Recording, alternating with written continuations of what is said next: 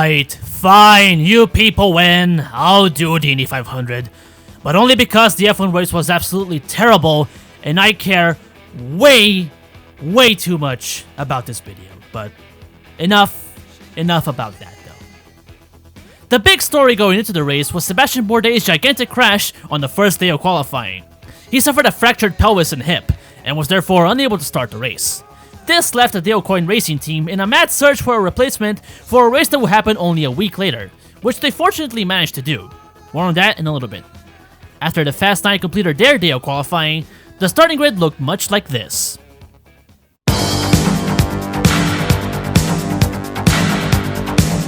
On row 11, we have James Davison replacing the injured Bourdais, Zach Veach, and Sebastian Saavedra is left hanging. On row 10, we have the only woman in the field, Pippa Mann. Spencer Pigot plays football better than I ever will in my life, and the last time this man won the Indy 500, I wasn't even born. 1996 winner, Buddy Lazier, is still here. On row 9 are Jack Harvey, Connor Daly Sucks, and Gabi Chavo del Ocho. Teenage heartthrob Joseph Newgarden is on row 8, along with the 2016 IndyCar Series champion Simon Pagenaud, and Norman, the best dog in motorsports. And the man who was voted second place finisher most deserving of having won the 2016 Indianapolis 500, Carlos Munoz. On row 7, we find Spider-Man's other secret identity, Helio Castroneves, alongside Jay Howard and noted prom skipper who is allergic to shirts, Sage Karam, who doesn't know that nowadays, wrestling is all about doing flippy shit. On row 6, we have the diabetic assassin, Charlie Kimball, beside the only other race car driver turned politician that I know of, James Hinchcliffe. And the four horsemen of Penske have an extra member for the rounds at Indianapolis in the returning Juan Pablo Montoya. Row 5 is comprised of professional rider and lead grabber Graham Rahal, KGB agent Mikhail Voloshin, and noted high jumper Max Chilton. On row 4, our 2014 Indy 500 winner... fuck, Helio finished second on that race. Fuck!